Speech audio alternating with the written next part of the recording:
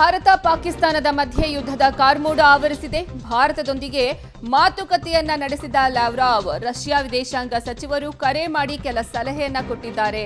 ಶಾಂತಿ ಕಾಪಾಡಿಕೊಳ್ಳುವಂತೆ ವಿದೇಶಾಂಗ ಸಚಿವ ಎಸ್ ಜೈಶಂಕರ್ಗೆ ಸಲಹೆಯನ್ನ ನೀಡಿದ್ದಾರೆ.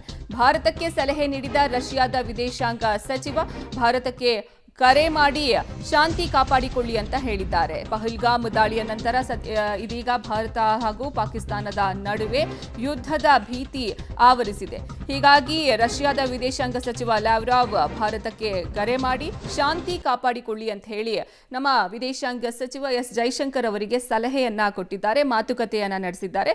ಯುದ್ಧವೇ ಎಲ್ಲದಕ್ಕೂ ಉತ್ತರ ಆಗೋದಿಲ್ಲ, ಹೀಗಾಗಿ ಶಾಂತಿಯನ್ನ ಕಾಪಾಡಿಕೊಳ್ಳಿ ಅಂತ ಹೇಳಿ ಸಲಹೆಯನ್ನ ನೀಡಿದ್ದಾರೆ. ರಷ್ಯಾದ ವಿದೇಶಾಂಗ ಸಚಿವ ಲಾವ್ರಾವ್ ನಮ್ಮ ವಿದೇಶಾಂಗ ಸಚಿವರಾದಂತಹ ಎಸ್ ಜೈಶಂಕರ್ ಅವರೊಂದಿಗೆ ಮಾತುಕತೆಯನ್ನ ನಡೆಸಿದ್ದಾರೆ. ಕೆಲ ಸಲಹೆಗಳನ್ನ ನೀಡಿದ್ದಾರೆ. ಅದರಲ್ಲಿ ಶಾಂತಿ ಕಾಪಾಡಿಕೊಳ್ಳುವಂತೆ ಅವರು ಸಲಹೆಯನ್ನ ಕೊಟ್ಟಿದ್ದಾರೆ. ಭಾರತ ಹಾಗೂ ಪಾಕಿಸ್ತಾನದ ಮಧ್ಯೆ ಈಗಾಗಲೇ ಯುದ್ಧದ ಕಾರ್ಮೋಡ ಆವರಿಸಿದೆ. ಅನೇಕ ತಾಳ್ಮೆಯ ಅಸ್ತ್ರವನ್ನು ಸಹ ಭಾರತ ಪ್ರಯೋಗಿಸ್ತಾ ಇದೆ. ಒಂದ್ ಕಡೆ ಸೇನೆ ಸಹ ಸಮರಾಭ್ಯಾಸವನ್ನ ಮಾಡ್ತಾ ಇದೆ. ಇದರಿಂದ ಪದುರುಗುಟ್ಟಿ ಹೋಗಿರುವಂತಹ ಪಾಕಿಸ್ತಾನ ಎಲ್ಲ ದೇಶಗಳಿಗೆ ಬೇಡಿಕೆಯನ್ನ ಇಡ್ತಾ ಇದೆ, ಮೊರೆಯನ್ನ ಇಡ್ತಾ ಇದೆ, ಒತ್ತಾಯವನ್ನ ಮಾಡ್ತಾ ಇದೆ. ಭಾರತ ಯುದ್ಧ ಪ್ರಾರಂಭ ಮಾಡೋದು ಬೇಡ ಅಂತ ಹೇಳಿ ಅವರಿಗೆ ಒತ್ತಡವನ್ನ ಹೇರಿ ಅಂತ ಹೇಳಿ ಪಾಕಿಸ್ತಾನ ಎಲ್ಲ ಕಡೆ ಹೇಳ್ಕೊಂಡು ಬರ್ತಾ ಇದೆ. ಮತ್ತೊಂದು ಕಡೆ ಛೀಮಾರಿಯನ್ನು ಹಾಕಿಸ್ಕೊಳ್ತಾ ಇದೆ. ಈ ನಡುವೆ ರಷ್ಯಾದ ವಿದೇಶಾಂಗ ಸಚಿವ ಲಾವ್ರಾವ್ ಭಾರತದ ವಿದೇಶಾಂಗ ಸಚಿವರಾದಂತಹ ಎಸ್ ಜೈಶಂಕರ್ ಅವರೊಂದಿಗೆ ಮಾತುಕತೆಯನ್ನ ನಡೆಸಿದ್ದಾರೆ. ಕರೆ ಮಾಡಿ ಕೆಲ ಸಲಹೆಯನ್ನ ಕೊಟ್ಟಿದ್ದಾರೆ. ಎಸ್ ಜೈಶಂಕರ್ಗೆ ಶಾಂತಿ ಕಾಪಾಡಿಕೊಳ್ಳುವಂತೆ ಸಲಹೆಯನ್ನ ನೀಡಿದ್ದಾರೆ ರಷ್ಯಾದ ವಿದೇಶಾಂಗ ಸಚಿವರಾದಂತಹ ಲಾವ್ರಾವ್. ಭಾರತ ಪಾಕಿಸ್ತಾನದ ಮಧ್ಯೆ ಯುದ್ಧ ಕಾರ್ಮೋಡ ಇದೀಗ ಆವರಿಸಿರೋದು. ಹೀಗಾಗಿ ಭಾರತದೊಂದಿಗೆ ಮಾತುಕತೆಯನ್ನ ನಡೆಸಿದ್ದಾರೆ ಲಾವ್ರಾವ್. ರಷ್ಯಾದ ವಿದೇಶಾಂಗ ಸಚಿವರು ಇವರು ನಮ್ಮ ವಿದೇಶಾಂಗ ಸಚಿವರಾದಂತಹ ಎಸ್ ಜೈಶಂಕರ್ ಅವರೊಂದಿಗೆ ಫೋನ್ ಮೂಲಕ ಮಾತನಾಡಿದ್ದಾರೆ. ಕರೆ ಮಾಡಿ ಅವರಿಗೆ ಕೆಲ ಸಲಹೆಯನ್ನ ಕೊಟ್ಟಿದ್ದಾರೆ. ಅದರಲ್ಲಿ ಶಾಂತಿ ಕಾಪಾಡಿಕೊಳ್ಳಿ, ಯುದ್ಧ ಒಂದೇ ಎಲ್ಲದಕ್ಕೂ ಆನ್ಸರ್ ಅಲ್ಲ ಅನ್ನೋ ರೀತಿಯಲ್ಲಿ ರಷ್ಯಾದ ವಿದೇಶಾಂಗ ಸಚಿವರು ಸಲಹೆಯನ್ನ ಎಸ್ ಜೈಶಂಕರ್ ಅವರಿಗೆ ನೀಡಿದ್ದಾರೆ.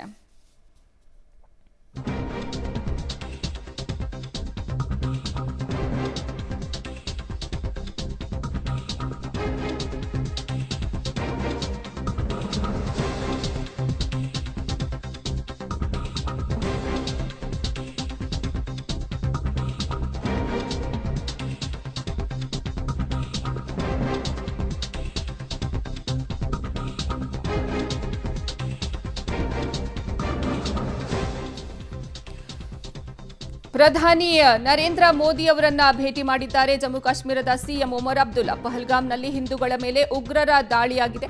ಹೀಗಾಗಿ ಪ್ರಧಾನಿ ಮೋದಿಯನ್ನ ಭೇಟಿ ಮಾಡಿದ್ರು ಒಮರ್ ಅಬ್ದುಲ್ಲಾ ಜಮ್ಮು ಕಾಶ್ಮೀರದ ಮುಖ್ಯಮಂತ್ರಿ. ಇವರು ಮೊದಲ ಬಾರಿಗೆ ಪ್ರಧಾನಿ ಮೋದಿಯನ್ನ ಇದೀಗ ಅವರ ನಿವಾಸದಲ್ಲಿ ಹೋಗಿ ಭೇಟಿಯಾಗಿ ಚರ್ಚೆಯನ್ನ ನಡೆಸಿದ್ದಾರೆ. ಪಹಲ್ಗಾಮ್ನಲ್ಲಿ ಉಗ್ರರ ದಾಳಿ ನಡೆದಿದೆ. ಹೀಗಾಗಿ ಇಲ್ಲಿನ ಕುರಿತ ಭದ್ರತೆ ಕುರಿತು ಮಾತುಕತೆಯನ್ನ ನಡೆಸಿದ್ದಾರೆ.